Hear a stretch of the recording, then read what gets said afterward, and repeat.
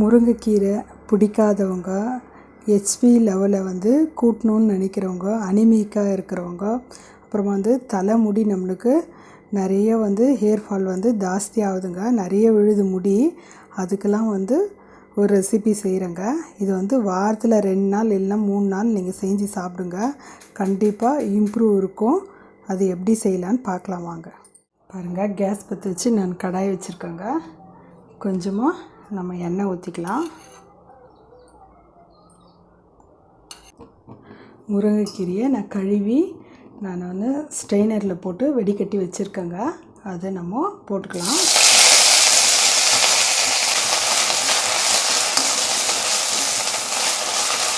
தண்ணி நல்லா வெடிக்கட்டிட்டு நம்ம எண்ணெயில் போட்டு வதக்கிடலாங்க. நல்லா முருங்கைக்கீரையே பிடிக்காத பசங்களுக்கு நம்ம இந்த மாதிரி செஞ்சு கொடுத்தா கண்டிப்பாக நம்ம முருங்கைக்கீரையில் செஞ்சது மாதிரியே தெரியாதுங்க.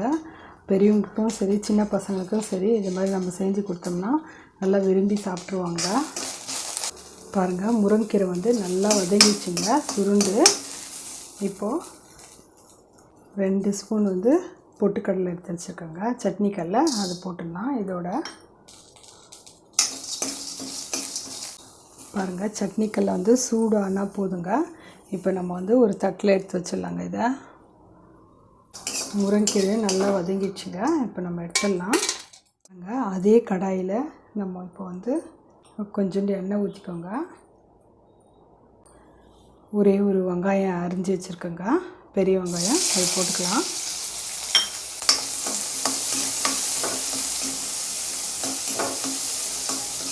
பூண்டு பாருங்கள், நான் தோல் 1 கிலோ பூண்டு, ஒரு 5-6 பூண்டு போட்டுக்கோங்க.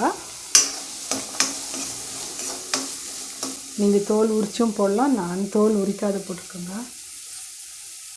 ஒரு 6 காஞ்ச மிளகாய் போட்டிருக்கேன். நல்லா இது வதங்கட்டுங்க. ஹெச்பி லெவலை கூட்டுறதுக்கும், அப்புறமா நம்ம முடி நம்மளுக்கு விழுந்துனே இருக்குது, முடி நிறைய பேருக்கு நிறைய விழுதுன்னு சொல்லுவாங்க. அதுக்கு இந்த முருங்கைக்கீரை நல்லா ரிசல்ட்டுங்க. நான் கொஞ்சமாக தேங்காய் எடுத்து சின்ன சின்னதாக கட் பண்ணி வச்சுக்கிறேங்க. தேங்காயும் இதோடு சேர்த்து நல்லா வதக்கிடலாங்க. நல்லா வதக்கி எடுத்துக்கலாங்க. நம்ம தேங்காய் கொஞ்சம் நல்லா வதக்கிட்டுங்க, ஏன்னா பச்சை வாசனை நம்மளுக்கு போகணும்.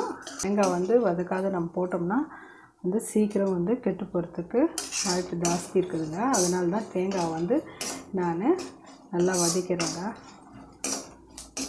நம்மளுக்கு டாக்டர் அனிமிக்காக இருந்தாவே கீரையில் ஃபஸ்ட்டு முருங்கைக்கீரை நிறைய சேர்த்துக்கோங்கன்னு தாங்க சொல்கிறாங்க.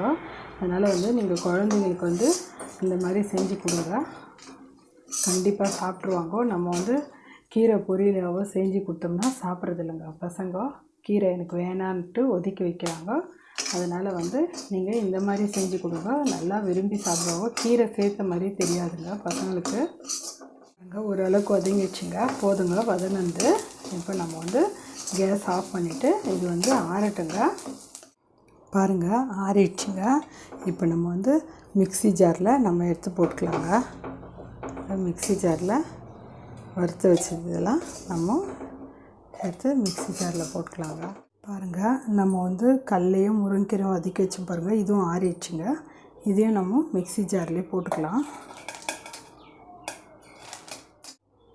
பாருங்கள், கடலையும் போட்டுட்டோம். இப்போ நம்ம கொஞ்சமாக உப்பு போட்டுக்கலாம். பாருங்கள், கொஞ்சமாக கல் உப்பு போட்டுன்னுக்குறேங்க நான்.